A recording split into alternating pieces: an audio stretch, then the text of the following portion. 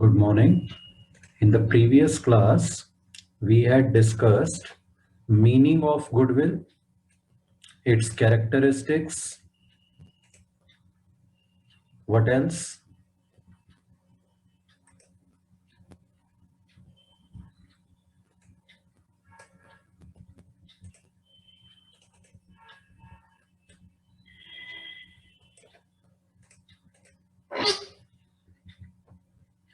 Let's quickly recapitulate. Characteristics. First is intangible assets. Then second is cannot exist separately from the firm. Third is helps in earning higher than normal profits. Fourth characteristic was attracts customers to the firm. Next one was exists because of several factors like good location, popular brand, good quality, etc. Value of goodwill is estimated because we cannot determine the exact value. Then we discussed according to Accounting Standard 26, goodwill can be shown in the books only if it has been purchased. So there are two types of goodwill. Purchased goodwill for which we have made a payment is recorded in the books, but self-generated goodwill for which we have not made any payment, that is not recorded in the books.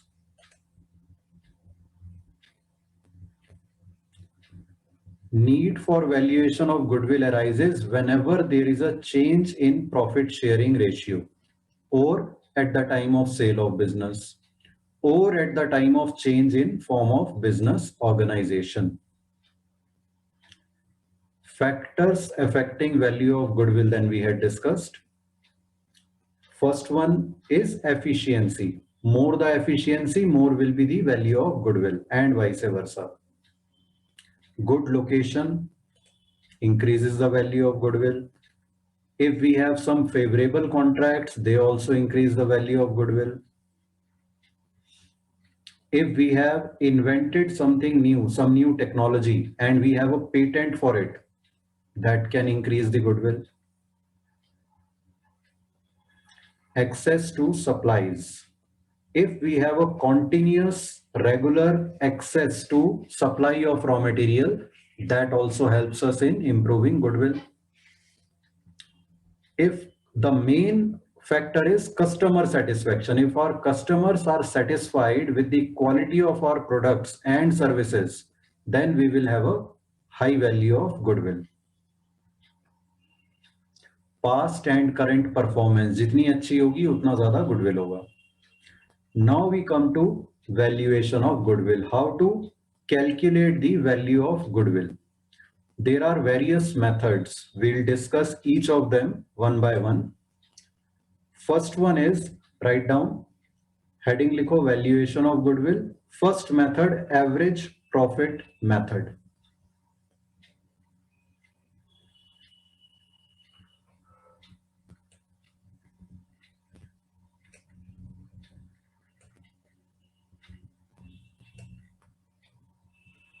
Yes, sir.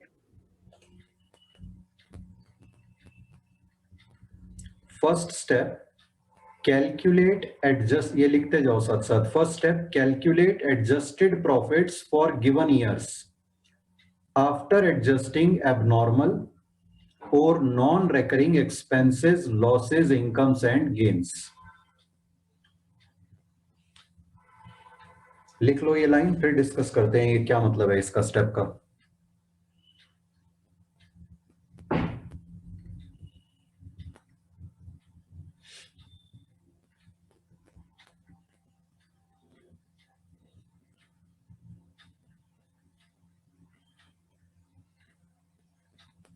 Yes, sir. Okay. हमें suppose 3-4 साल के profit दिए हुए हैं जिसके basis पे हमें goodwill निकालना है, लेकिन किसी साल में कोई अगर एबनॉर्मल एक्सपेंस या इनकम थी जो नॉर्मली नहीं होती, या कोई नॉन रेकरिंग मतलब जो रेगुलरली नहीं होता, ऐसा कोई एक्सपेंस या इनकम था, उसे पहले वापस एडजस्ट कर लो. ठीक है, सपोज किसी ईयर में लॉस बाय फायर था 20,000 रुपीज का, तो ये लॉस बाय फायर कोई रेगुलर एक्सपेंस तो नहीं है, एबनॉर्मल लॉस है, तो इसको हम उस ईयर के प्रॉफिट में ऐड बैक कर देंगे, एडजस्टेड प्रॉफिट निकाल लेंगे इस तरह से। Second step, calculate average profit. Average profit कैसे निकलेगा? Total of adjusted profits upon number of years. Suppose हमें 4 ईयर्स के प्रॉफिट दे रखे थे, पहले हमने उन्हें एडजस्ट कर दिया कोई भी एबनॉर्मल या नॉन रिकरिंग आइटम्स के लिए, फिर उन 4 साल के एडजस्टेड प्रॉफिट्स को ऐड करके डिवाइडेड बाय 4 कर देंगे। 5 साल के होते तो डिवाइडेड बाय 5 कर देते, इससे हमारे पास आ जाएगा एवरेज प्रॉफिट।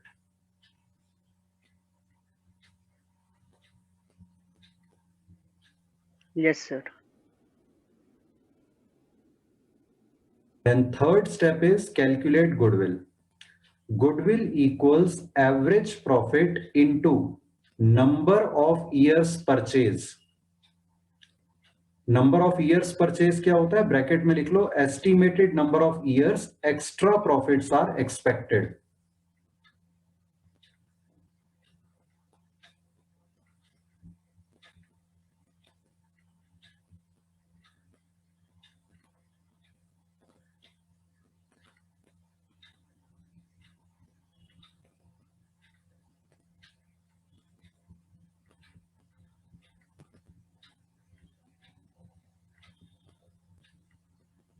Yes, sir. ये number of years purchase generally आपको क्वेश्चन में दिया होगा, ठीक है, तो जो एवरेज प्रॉफिट आपने निकाला उसे इस नंबर ऑफ ईयर से सिंपली मल्टीप्लाई कर दो, गुडविल की वैल्यू आ जाएगी। अब ये क्वेश्चन लिखो पहले, illustration 2, calculate value of goodwill by average profit method at 3 years purchase. ये देखो दिया हुआ है ना क्वेश्चन में, 3 इयर्स परचेज, यानी लास्ट में एवरेज प्रॉफिट को हम 3 से मल्टीप्लाई करेंगे गुडविल निकालने के लिए, ऑफ लास्ट 5 इयर्स। इसका क्या मतलब हुआ? पिछले 5 साल के प्रॉफिट्स का एवरेज प्रॉफिट निकालो पहले, फिर उसे into 3 number of years purchase से मल्टीप्लाई कर दो, गुडविल आ जाएगा। पिछले 5 साल के प्रॉफिट्स हमें दिए हुए हैं, ईयर एंडिंग मार्च 2016 80,000, 17 लॉस दिया हुआ है 17 का 1 लाख। ये ध्यान रखना है, किसी में लॉस भी दिया हो सकता है, तो जब हम प्रॉफिट्स को ऐड कर रहे होंगे तो लॉस वाला अमाउंट लेस हो जाएगा। 18 का दिया हुआ है 50,000, 2019 का 1,70,000, 2020 का 1,50,000। बाकी सारे प्रॉफिट है, सिर्फ एक बीच में लॉस है 2017 का। फिर हमें एडिशनल इंफॉर्मेशन के भी 2 पॉइंट्स दिए हुए हैं। On 31st March 2018, there was an addition to machinery rupees 50,000. एक एडिशनल मशीनरी परचेज की थी, which was wrongly written off as an expense, लेकिन गलती से उसे as an expense right off कर दिया था, यानी प्रॉफिट एंड लॉस में दिखा दिया था, जो कि गलत है। मशीनरी में ऐड होना चाहिए था, ये एक्सपेंस में नहीं आना चाहिए था, ठीक है। Depreciation is charged at 10% per annum by written down value method, ये अभी डिस्कस करेंगे जब हम सॉल्व करेंगे। Then second point is given, during year ended March 2019, closing stock was overvalued by rupees 10,000. ये लिख लो सब क्वेश्चन, फिर सॉल्यूशन करते हुए डिस्कस करेंगे ये points.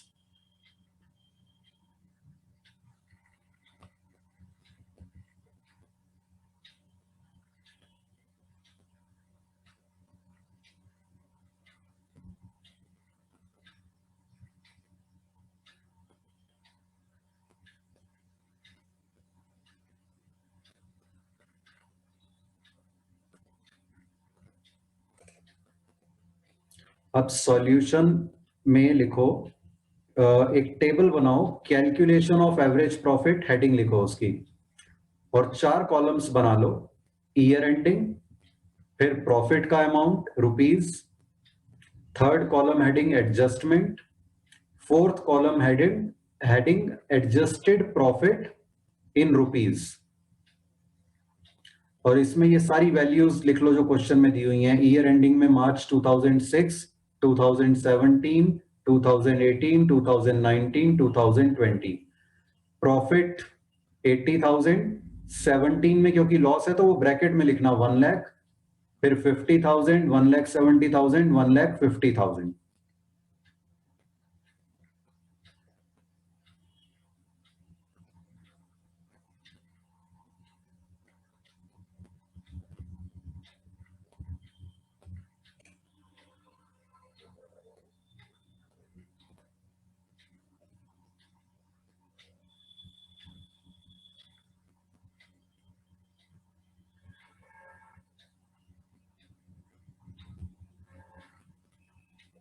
Yes sir, return. Very good. अब देखो मार्च 2016 की बात करते हैं सबसे पहले। इससे रिलेटेड कोई एडिशनल इंफॉर्मेशन दी हुई है हमें?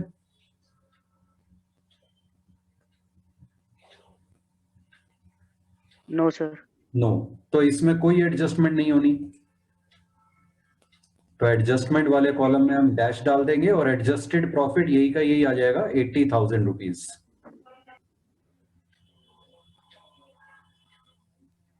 Yes sir. What about 2017? Any adjustment given for it? नो सर। No. So this will also come as it is. Adjustment में डैश और एडजस्टेड प्रॉफिट में 1 लाख ब्रैकेट्स में क्योंकि लॉस है।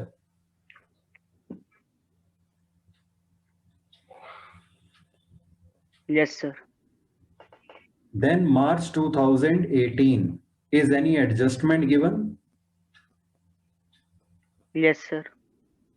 पढ़ो क्या एडजस्टमेंट दी हुई है।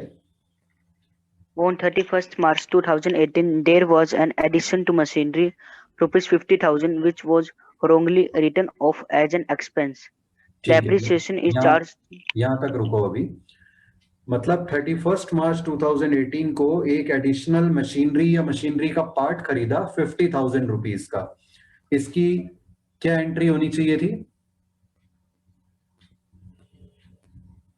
Machinery to cash. Machinery to cash या मशीनरी टू बैंक 50,000। तो मशीनरी में 50,000 ऐड होने चाहिए थे, लेकिन गलती से क्या किया, इसे एक्सपेंस दिखा दिया, यानी प्रॉफिट लॉस के थ्रू राइट ऑफ कर। राइट ऑफ नहीं होना चाहिए था, ये एसेट्स में आना चाहिए था। एसेट्स में मशीनरी में 50,000 ऐड होना चाहिए था, लेकिन गलती से उसे एक्सपेंस दिखा दिया, यानी 50,000 रुपीज को प्रॉफिट एंड लॉस अकाउंट में डेबिट कर दिया। अगर इसे एक्सपेंस दिखा दिया, जो कि एक्सपेंस है नहीं, कैपिटल एक्सपेंडिचर है, लेकिन उसे रेवेन्यू एक्सपेंडिचर की तरह ट्रीट कर दिया, ये मिस्टेक हुई है। तो उससे 2018 31 मार्च ईयर एंडिंग वाला प्रॉफिट बढ़ गया या कम हो गया? कम हो गया। कम हो गया इस मिस्टेक की वजह से। तो इसे ठीक करने के लिए हम 50,000 को वापस उस प्रॉफिट में क्या कर देंगे? ऐड कर देंगे। Very good. तो एडजस्टमेंट में लिखो प्लस 50,000 ब्रैकेट्स में मशीनरी। एडजस्टेड प्रॉफिट हो गया अब हमारा 50,000 प्लस 50,000 1 लाख। Yes sir. यहां तक समझ में आया? Yes sir. गुड। आगे दिया हुआ है depreciation is charged at 10% per annum by written down value method. कब खरीदी है ये मशीनरी? 31st March 2018. तो क्या इस डेट पे कोई डेप्रिसिएशन लगनी है इस मशीन पे? No sir. नो। 1 ईयर के बाद ही लगेगी ना। इसका मतलब पहली डेप्रिसिएशन इस पे लगेगी 31 मार्च 2019 में, यानी नेक्स्ट ईयर एंड में। ठीक है। Yes sir. अब आते हैं मार्च 2019 में। अभी हमने डिस्कस किया इस 50,000 पे पहली डेप्रिसिएशन लगेगी 31 मार्च 2019, और डेप्रिसिएशन का हमें रेट दिया हुआ है 10% per annum return down value method. तो कितनी डेप्रिसिएशन लगेगी 31 मार्च 2019 को? 5,000। यस, क्योंकि हमने इस मशीनरी को as an expense write off कर दिया था, मतलब एसेट्स में शो नहीं किया था, इसका मतलब हमने उस पर डेप्रिसिएशन भी नहीं लगाई होगी आने वाले सालों में। वो अब हम लगाएंगे, वो भी एक मिस्टेक थी, उसे रेक्टिफाई करेंगे। तो 50,000 का 10% 5,000 डेप्रिसिएशन लेस होनी चाहिए मार्च 2019 में. So minus 5,000 depreciation. Is it clear? Yes, sir. March 2019 के लिए हमें another information is given. Read that. During the year ended March 2019, closing stock was overvalued by 10,000. Overvalued. Closing stock actually जितना था उससे 10,000 rupees ज्यादा उसकी वैल्यू दिखा दी by mistake. Closing stock की वैल्यू अगर ज्यादा दिखा देंगे तो प्रॉफिट बढ़ जाएगा या कम हो जाएगा? बढ़ जाएगा. बढ़ जाएगा. Very good. क्योंकि क्लोजिंग स्टॉक ट्रेडिंग अकाउंट में क्रेडिट साइड पे होता है ना. तो प्रॉफिट बढ़ गया, उसे ठीक करने के लिए क्या करेंगे? सब्ट्रैक्ट. 10,000 को सब्ट्रैक्ट कर देंगे. Very good. तो मार्च 2019 में एक और एडजस्टमेंट करनी है. माइनस 10,000 ब्रैकेट में लिखो क्लोजिंग स्टॉक. एडजस्टेड प्रॉफिट आ गया 1,70,000 माइनस 5,000 माइनस 10,000. ये हो गया 1,55,000.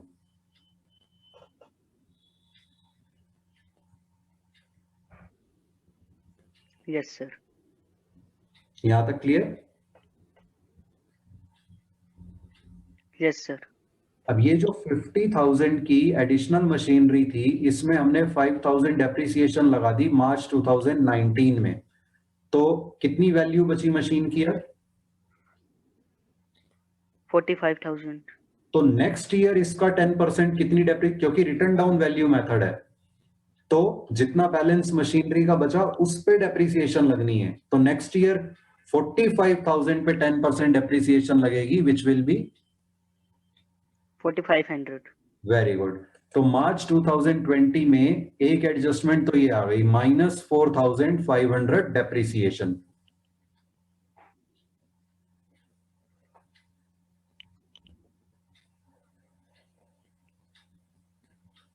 Yes, sir. जो 2019 मार्च का क्लोजिंग स्टॉक था वो मार्च 2020 का क्या होगा? वो ओपनिंग स्टॉक. यस. जो प्रीवियस ईयर का क्लोजिंग स्टॉक था वो इस ईयर का ओपनिंग स्टॉक था. अगर प्रीवियस ईयर में क्लोजिंग स्टॉक ओवर वैल्यूड था इसका मतलब करंट ईयर में ओपनिंग स्टॉक ओवर वैल्यूड था. Isn't it? Yes, sir. Opening stock अगर ओवर वैल्यूड है, ज्यादा है, तो उससे प्रॉफिट बढ़ गया या कम हो गया?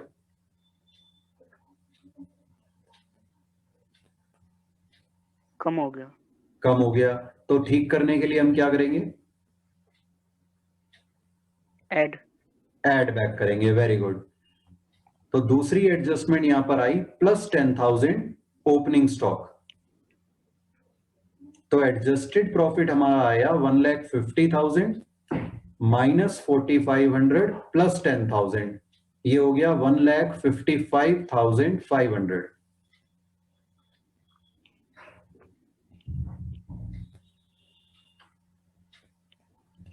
Yes, sir. ठीक है. अब समझ में आ गया एडजस्टेड प्रॉफिट का क्या मतलब है, कैसे निकालते हैं एडजस्टेड प्रॉफिट? कोई भी एबनॉर्मल या इररेगुलर एक्सपेंस या इनकम है उसे एडजस्ट करके in this way we find out adjusted profit for each given year. Yes, sir. अब इन एडजस्टेड प्रॉफिट्स को हम कर देंगे टोटल. करो, इनको ऐड करो, कितना आ रहा है? 1 लाख. नेगेटिव और पॉजिटिव तो कैंसिल हो गया. 155. 3,09,000. हाँ बोलो. 3,90,500. Very good. 3,90,500 टोटल आ गया. और कितने ईयर्स का प्रॉफिट लिया है ये हमने?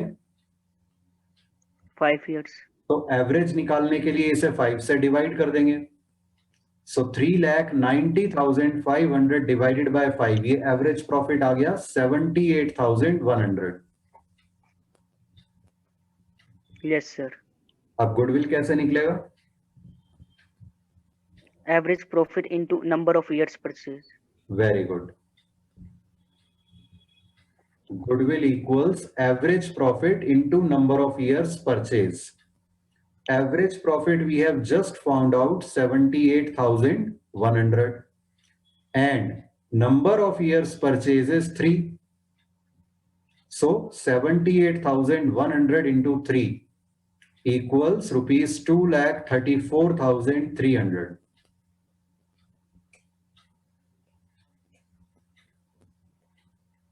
Yes, sir. Clear? Yes, sir.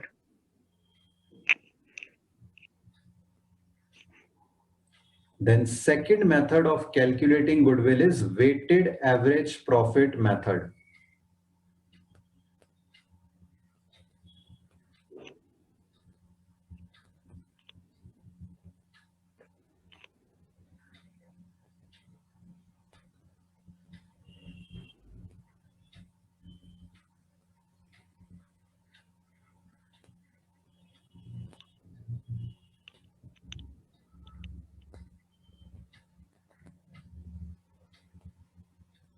लिख लिया?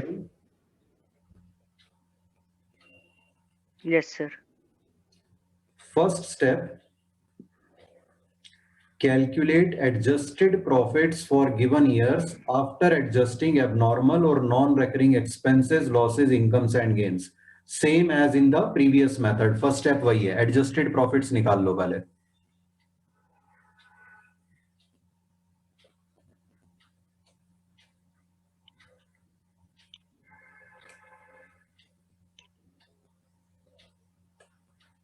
Yes, sir. Second step is calculated weighted profits by multiplying adjusted profits with weights assigned. ये लिखो फिर इसका मतलब डिस्कस करते हैं.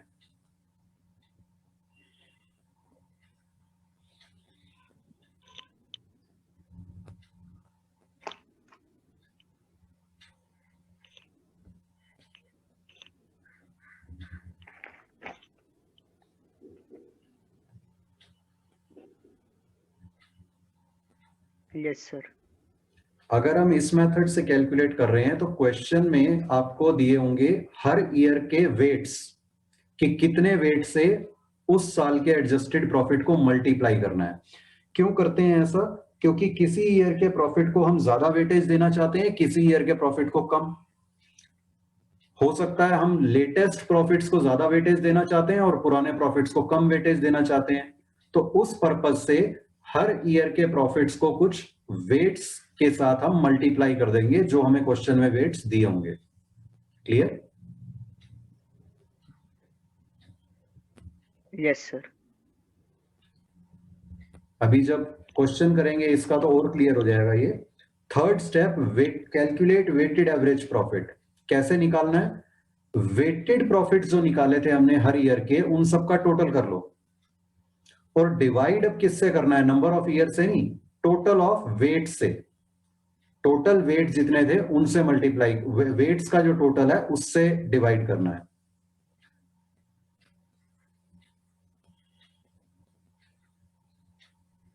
Yes, sir. Last step, goodwill equals weighted average profit into number of years purchase.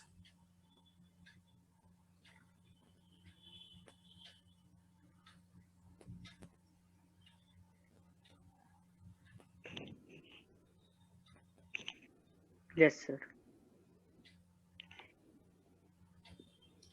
Let's calculate goodwill by weighted average profit method with details of previous illustration. अभी जो हमने की थी illustration, इसी की details के साथ सिर्फ हम modification क्या कर देंगे? अब हम weights assign कर देंगे. Assigning weights 2, 3, 4, 5 and 6 to profits of years ending March 2016, 17, 18, 19, 20 respectively.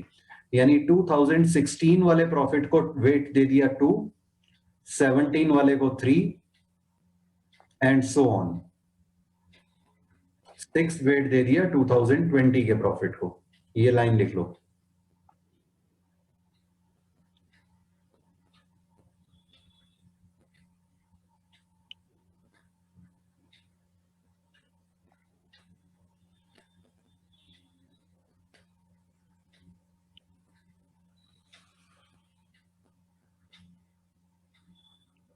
Yes, sir. अब फिर से एक बार जो हमने सॉल्यूशन बनाया था इसी तरह का टेबल बनाएंगे, लेकिन थोड़ा सा डिफरेंस होगा। ईयर एंडिंग कॉलम सेम रहेगा, प्रॉफिट वाला कॉलम सेम रहेगा, उसकी वैल्यूज भी सेम रहेंगी क्योंकि वही क्वेश्चन हम कंटिन्यू कर रहे हैं। एडजस्टमेंट वाला कॉलम आएगा as it is, adjusted profit वाला भी एज इट इज, लेकिन अब दो कॉलम और ऐड हो जाएंगे लास्ट में, एक वेट का कॉलम, दूसरा वेटेड प्रॉफिट का column. Weighted profit rupees. Yes. ये टेबल बना लो, फिर आगे करते हैं सॉल्व।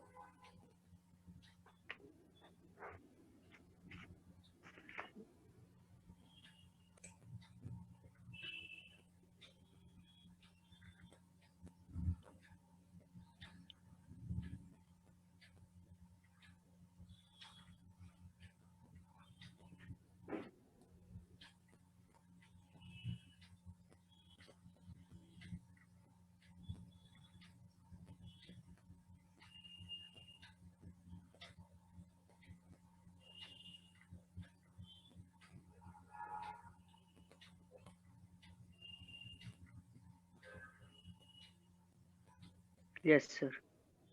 ओके, अब 2016 में तो कोई एडजस्टमेंट नहीं थी, तो एडजस्टेड प्रॉफिट वही का वही है 80,000, लेकिन वेट असाइंड है 2, सो वेटेड प्रॉफिट आ गया 1,60,000। ये प्लेसिंग इसमें थोड़ी गलत आ रही है, ठीक है, ठीक कर लेना। एडजस्टेड प्रॉफिट में आएगा 80,000, वेट में आएगा 2, वेटेड प्रॉफिट में आएगा 1,60,000। Yes, sir.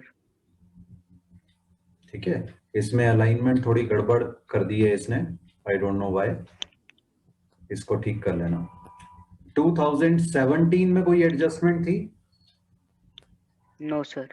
नहीं, तो इसमें अगेन एडजस्टमेंट में ब्लैंक, एडजस्टेड प्रॉफिट में आएगा ब्रैकेट्स में 1 लाख, वेट में 3, ठीक है, और 1 लाख को 3 से मल्टीप्लाई करेंगे तो ये हो जाएगा 3 लाख नेगेटिव, तो वेटेड प्रॉफिट वाले कॉलम में 3 लाख नेगेटिव ब्रैकेट्स में।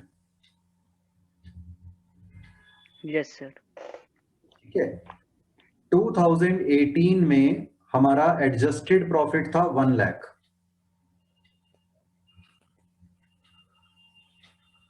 तो 1 लाख एडजस्टेड प्रॉफिट, वेट क्या दिया हुआ है हमें 4, तो 1 लाख इंटू 4, वेटेड प्रॉफिट आ गया 4 लाख।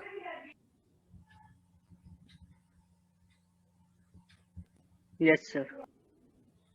2019 में देखो हमारा एडजस्टेड प्रॉफिट था 1,55,000,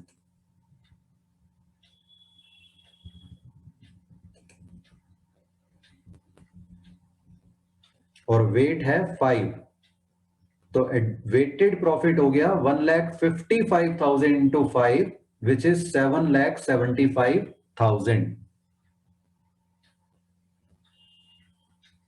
Yes, sir. Yes, sir. अब अलाइनमेंट ठीक हो गई। ओके, तो 2019 में 1,55,000 एडजस्टेड प्रॉफिट था, वेट है 5, सो इनका प्रोडक्ट हो गया 7,75,000। मार्च 2020 इसमें हमारा एडजस्टेड प्रॉफिट कितना था? 1,55,500. यस, और वेट कितना है? 6. 6, तो 1,55,500 इंटू 6, वेटेड प्रॉफिट आ गया 9,33,000। Yes, sir. ठीक है, अब वेटेड प्रॉफिट्स को ऐड कर लो। ये 3 लाख नेगेटिव है तो इसे 4 लाख में से लेस करके 1 लाख बच गया, ठीक है, प्लस 1,60,000, 2,60,000 हो गया, उसमें ये दो अमाउंट्स और ऐड कर लो, 775,000 और 933,000।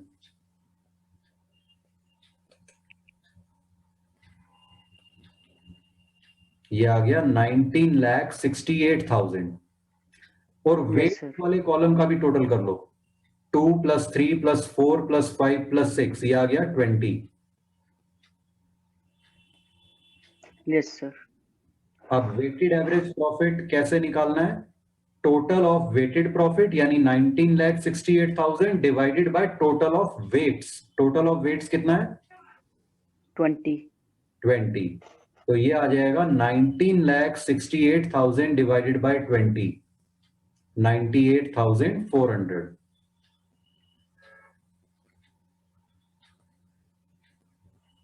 Yes, sir. और गुडविल कैसे निकलेगा? Weighted average profit into number of years purchase. Very good. Goodwill equals weighted average profit into number of years purchase.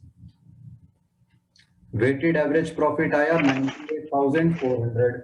Number of years हमें इस क्वेश्चन में दिया हुआ था 3, तो into 3 equals ₹2,95,200।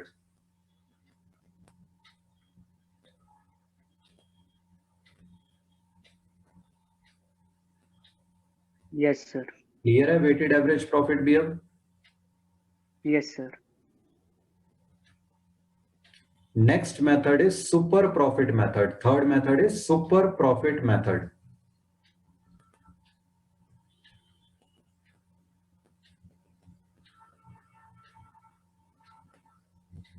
Yes, sir. First step is calculate average profit. Total of adjusted profits upon number of years. Average profit method में जैसे हम average profit निकालते थे वैसे ही पहले स्टेप में average profit निकाल लो।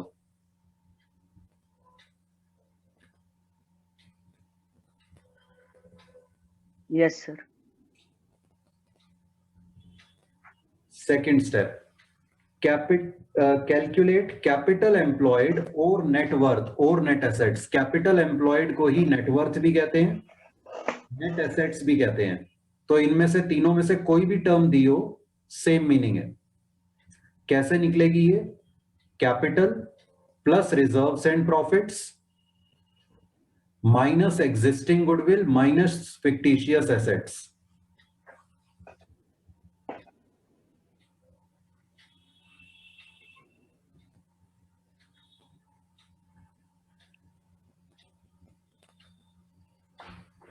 Yes, sir. और total assets excluding existing goodwill and fictitious assets.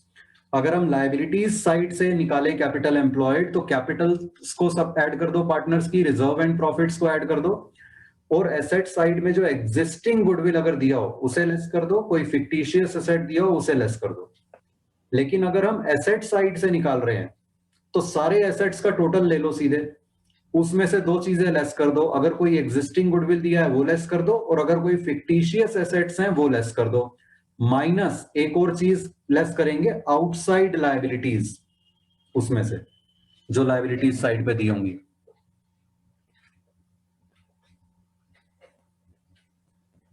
Yes, sir. तो दोनों तरह से निकाल सकते हैं कैपिटल एम्प्लॉयड, लायबिलिटीज वाली साइड से भी और एसेट्स वाली साइड से भी।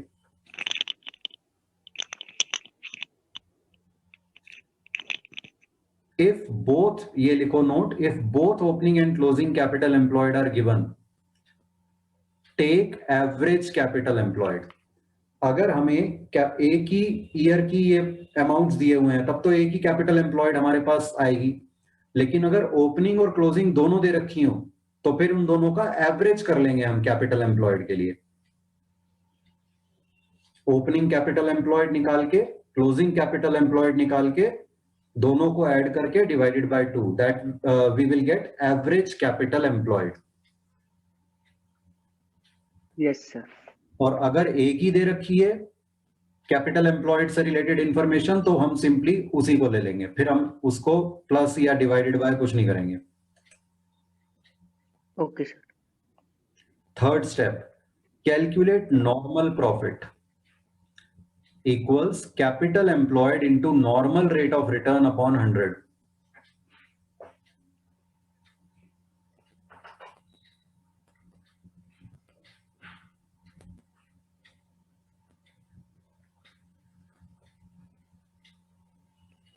Yes, sir.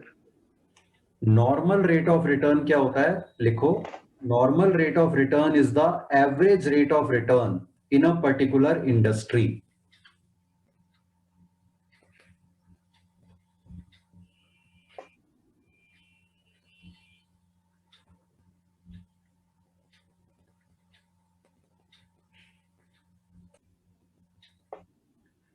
तो नॉर्मल प्रॉफिट का क्या कॉन्सेप्ट है?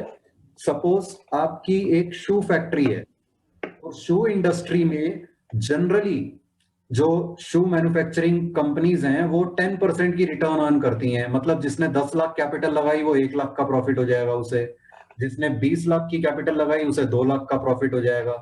ठीक है, तो 10% क्या हो गई? Normal rate of return. मतलब उस इंडस्ट्री में ऑन एन एवरेज जो फर्म्स रिटर्न अर्न करती हैं अपनी कैपिटल में. ठीक है, Yes, sir. Fourth step, calculate super profit. Super profit is equal to average profit minus normal profit.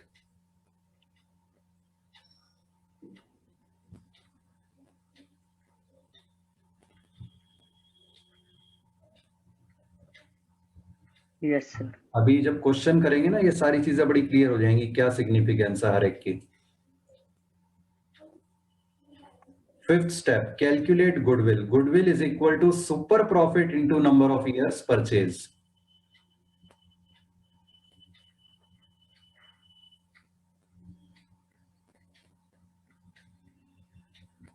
Yes, sir.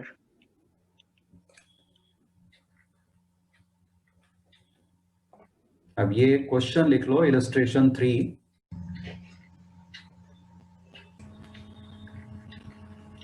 Calculate goodwill by super profit method from the following information. दो partners की capital दे रखी है, ए और B की. पिछले 3 साल के प्रॉफिट दिए हुए हैं. General reserve, profit loss account, credit balance, normal rate of return, existing goodwill, advertisement suspense. ये फिक्टिशियस अकाउंट होता है, एडवर्टीजमेंट सस्पेंस फिक्टिशियस एसेट होता है ये.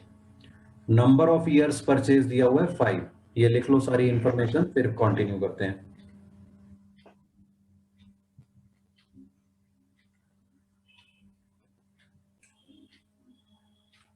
ठीक है, अब इसे सॉल्व करते हैं. फर्स्ट स्टेप क्या था हमारा? Average profit. एवरेज प्रॉफिट कैसे निकलेगा? पिछले 3 इयर्स का प्रॉफिट हमें दिया हुआ है. ठीक है, एडजस्टमेंट कोई दी नहीं हुई, कोई एबनॉर्मल आइटम नहीं दी हुई, तो सीधे वही प्रॉफिट्स ले लेंगे हम, तीनों को ऐड करके divided by 3. So 1,60,000 plus 2 lakh plus 3 lakh divided by 3. ये आ गया 6,60,000 divided by 3 equals rupees 2,20,000. Yes, sir. फिर हमें निकालनी है कैपिटल एम्प्लॉयड. दोनों पार्टनर्स की कैपिटल को ऐड कर देंगे, capitals of A and B, plus general reserve, plus profit and loss का जो हमें क्रेडिट बैलेंस दिया हुआ है. अगर डेबिट बैलेंस दिया होता तो वो लेस होता प्रॉफिट लॉस का, एसेट साइड पे अगर दिया होता. क्रेडिट बैलेंस है मतलब लायबिलिटीज साइड पर है, तो ये ऐड होगा, क्योंकि डेबिट बैलेंस का मतलब हो जाता लॉस और क्रेडिट बैलेंस का मतलब है profit. Minus existing goodwill minus advertisement suspense, क्योंकि advertisement suspense is a fictitious asset.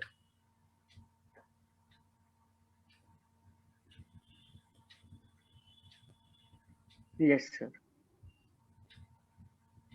अब वैल्यूज डाल देते हैं. Equals 3 lakh plus 7 lakh, capital आ गई. फिर general reserve 2 lakh, profit and loss का क्रेडिट बैलेंस 2,50,000, ये सब प्लस हो गया. माइनस 1,50,000 जो एग्जिस्टिंग गुडविल है, और माइनस 1 लाख जो एडवर्टीजमेंट सस्पेंस है. तो ये हमारी कैपिटल एम्प्लॉयड आ गई रुपीज 12 लाख. Yes, sir. फिर हमें निकालना है नॉर्मल प्रॉफिट. कैपिटल एम्प्लॉयड से हमें क्या पता चला? हमने अपने बिजनेस में, इस बिजनेस में जिसका हम गुडविल निकाल रहे हैं, कितनी कैपिटल लगा रखी है.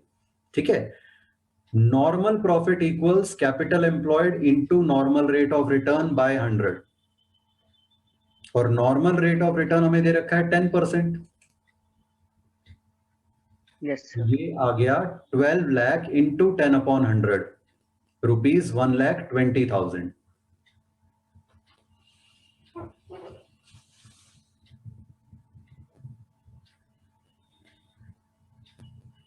Yes, sir. Now what does this mean? This means that जिस इंडस्ट्री में ये फर्म है उस इंडस्ट्री में normally firms on an average 10% return earn करती हैं. मतलब किसी ने अगर 12 लाख की कैपिटल लगाई हो तो उसकी रिटर्न ऑन एन एवरेज इस इंडस्ट्री में कितनी आती है? 1,20,000 रुपए आती है. क्लियर है ये मीनिंग नॉर्मल प्रॉफिट का? Yes, sir. ठीक है. अब अगर हम ध्यान से देखें, ये जिस फर्म का हम निकाल रहे हैं गुडविल, इसका एवरेज प्रॉफिट कितना है? 2,20,000 12 लाख की कैपिटल पे. जबकि बाकी फर्म्स ऑन एन एवरेज इस इंडस्ट्री में 12 लाख की कैपिटल पे सिर्फ 1,20,000 कमा पाती हैं. इसका मतलब ये फर्म ज्यादा कमा रही है. कितना ज्यादा कमा रही है? 1 lakh. 1 लाख. इसे कहते हैं super profit. Super profit equals average profit minus normal profit equals 2,20,000 minus 1,20,000 equals rupees 1 lakh. Yes, sir. ठीक है. अब गुडविल कैसे निकालेंगे? Super profit into number of years purchase. Very good. Goodwill equals super profit into number of years purchase is equal to 1 lakh into 5. 5 हमें दिया हुआ है number of years purchase, तो गुडविल की वैल्यू आ गई rupees 5 lakh.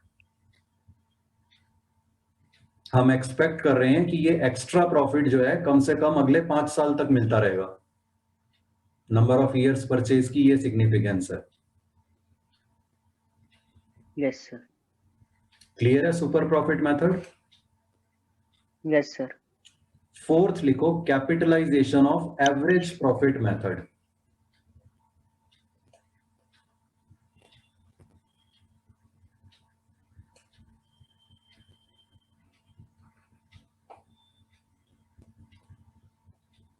Yes, sir.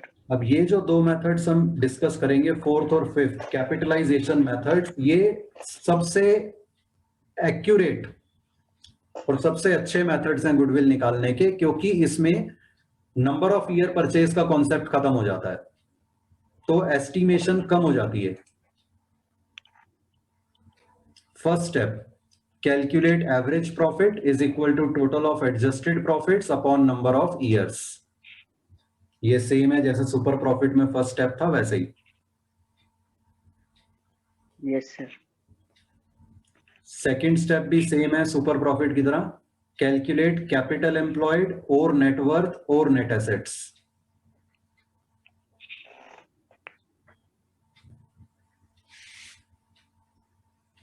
Yes, sir. Then third step, अब यहां पर डिफरेंस आया एक स्टेप में. नेक्स्ट स्टेप जो है नया स्टेप है, capitalised, find out capitalised value of average profit. जो एवरेज प्रॉफिट है उसको कैपिटलाइज करो, मतलब कितनी कैपिटल पे वो प्रॉफिट होना चाहिए था. कैसे निकालेंगे? Average profit into 100 by normal rate of return.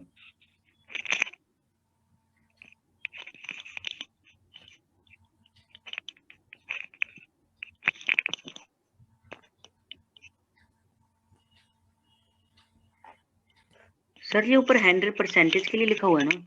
हाँ जी. फॉर्मूले ये में तो वैसे हमने- नीचे अगर जो हमने यहाँ पे किया था ना, normal rate of return by 100, ये उसका रिवर्स है, 100 by normal rate of return. Yes sir. Fourth step, goodwill equals capitalised value of average profits minus capital employed.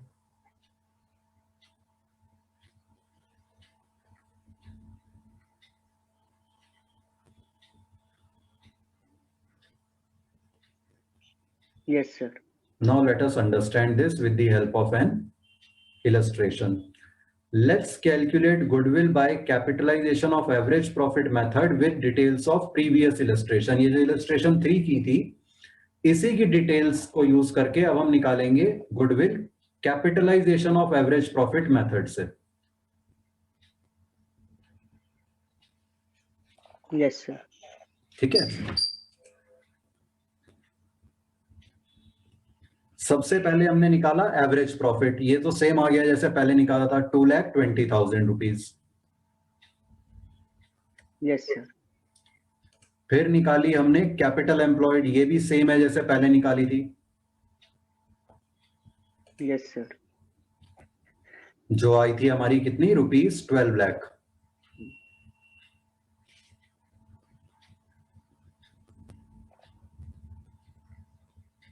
Yes, sir. अब थर्ड स्टेप में कुछ नया है, capitalised value of average profits equals average profits into 100 by normal rate of return. Average profit हमने निकाला 2,20,000, into 100 by 10 कर दो तो आ गया rupees 22 lakh.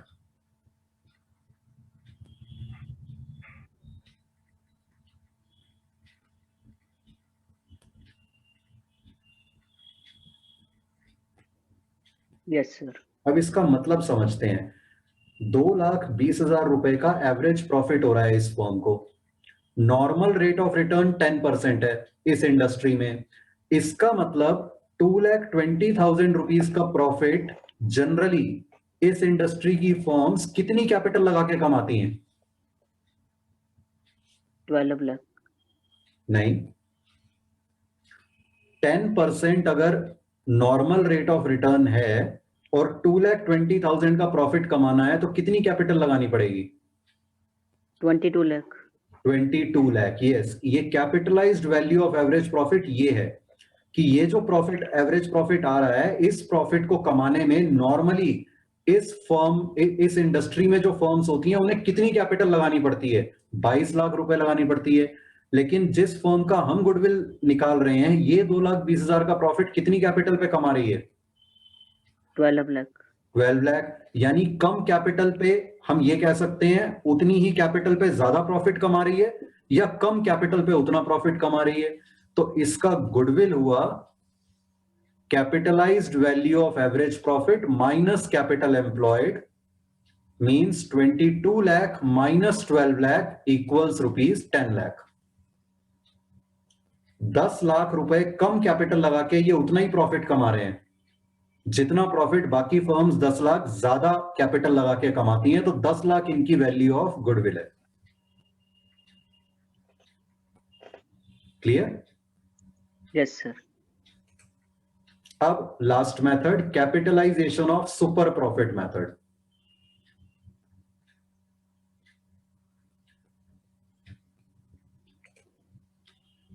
First step same है, एवरेज प्रॉफिट निकाल लो, total of adjusted profits upon number of years.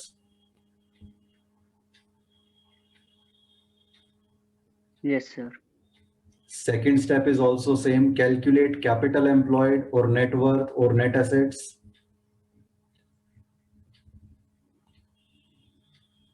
Yes, sir. अब सुपर प्रॉफिट मेथड के अगर आप स्टेप्स देखो तो वही वाले कंटिन्यू हो रहे हैं। थर्ड स्टेप भी उसके वाला ही है, नॉर्मल प्रॉफिट निकाल लो, capital employed into normal rate of return upon 100।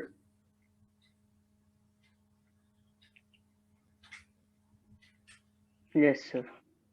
Fourth step भी सेम है, super profit is equal to average profit minus normal profit.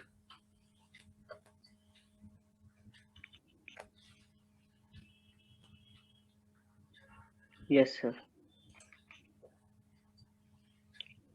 Fifth step में डिफरेंस आया, goodwill equals super profit into 100 by normal rate of return.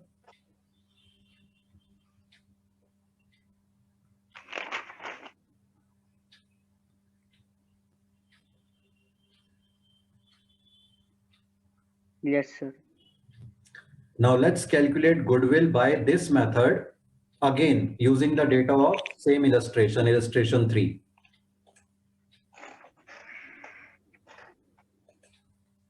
Average profit हमने निकाला था, same निकलेगा rupees 2,20,000। Yes, sir. लेकिन steps आपको पूरे पूरे लिखने हैं, पहले पूरा पूरा फॉर्मूला, फिर सारी वैल्यूज डालनी है, फिर आंसर लिखना है, डायरेक्टली नहीं लिखना कभी भी, नहीं तो मार्क्स डिडक्ट हो जाएंगे। Okay sir. कैपिटल एम्प्लॉयड हमने निकाली थी, सेम आएगी, ₹12 lakh.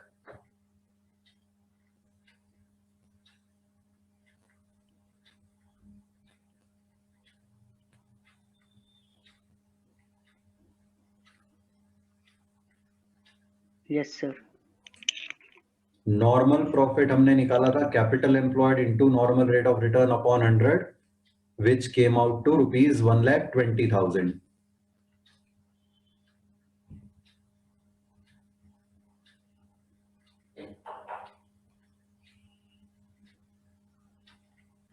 Yes sir. Super profit equals average profit minus normal profit. 2,20,000 minus 1,20,000 is equal to ₹1 lakh. यहां तक ये सारे स्टेप सेम है जो सुपर प्रॉफिट मेथड में थे। Yes sir. बस अब लास्ट स्टेप में डिफरेंस आ जाएगा। Goodwill equals super profit into 100 by normal rate of return.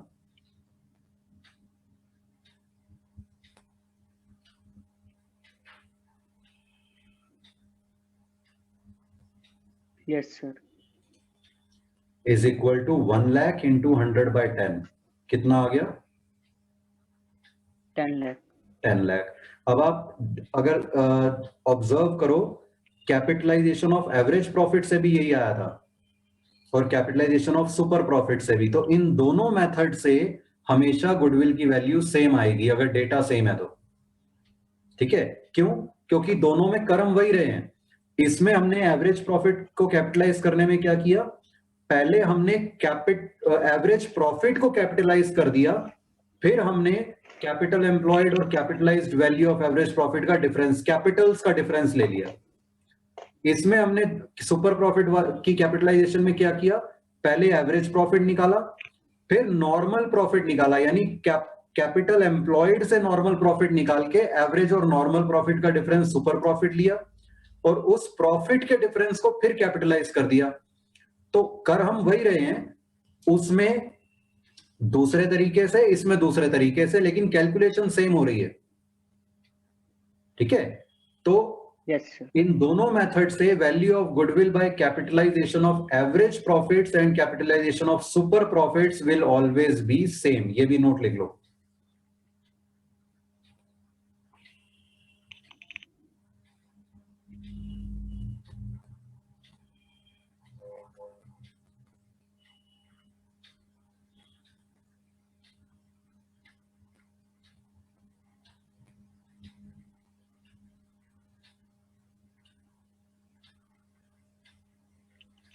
Yes sir.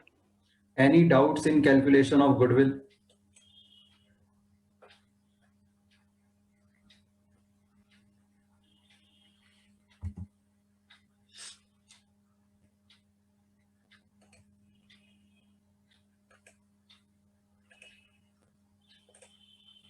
Any doubts, Nikhil? No sir. Okay. So this completes our discussion of calculation of goodwill. Thank you. Sir exam में तो goodwill का कोई direct question नहीं आता ना? आ सकता है, आ सकता है। बिल्कुल आ सकता है। Okay sir.